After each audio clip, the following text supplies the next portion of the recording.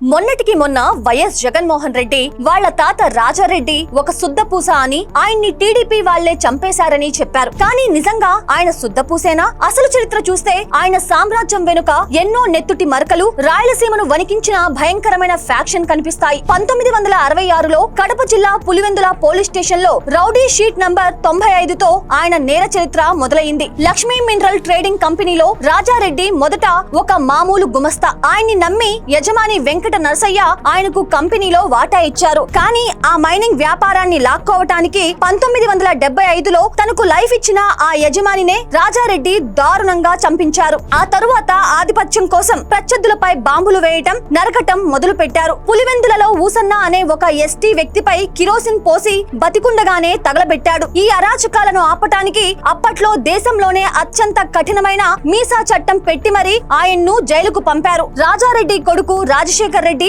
Politics లోకి వచ్చాక ఈ ఫ్యాక్షనిజం, రౌడీయిజం రాజకీయాలకు పాకిపోయింది. ప్రజాస్వామ్యబద్ధంగా ఉండే అసెంబ్లీలో, సభల్లో ప్రత్యర్థులపై ఏకంగా చెప్పులు వేయించడం లాంటి నీచమైన సంస్కృతికి తెరలేపారు. అంతేకాదు, అధికార దాహంతో తన సొంత పార్టీకే చెందిన ముఖ్యమంత్రి మర్రి చెన్నారెడ్డిని పదవి నుంచి దించేయటానికి 1990లో హైదరాబాద్ లో దారుణమైన మత ఘర్షణలు సృష్టించి వందలాది మంది అమాయకుల ప్రాణాలను బలి తీసుకున్న భయంకరమైన చరిత్ర వారిది. 1985లో పట్టపగలే టీడీపీ నేత కృష్ణారెడ్డిని నరికి చంపారు. 1989లో ఎన్నికలు వాయిదా వేయించడానికి ఆవుల సుబ్బారెడ్డి అనే ఇండిపెండెంట్ క్యాండిడేట్ ని, అలాగే రాయచోటిలో మరో 5గురిని దారుణంగా చంపించారు. 1994లో రిగ్గింగ్ అడ్డుకున్నాడని ఒక టీడీపీ ఏజెంట్ ను చంపేయటం, కందుల రాజమోహన్ రెడ్డి కారుపై బాంబుల దాడి, పార్నపల్లి ప్రెసిడెంట్ ఇంటిని డైనమైట్లతో పేల్చేయటం, ఇలా పల్లెలను భయపెట్టారు. 90వ దశకం వచ్చేసరికి ఈ ఫ్యాక్షన్ గొడవలు హైదరాబాద్ కు కూడా పాకాయి. 1995లో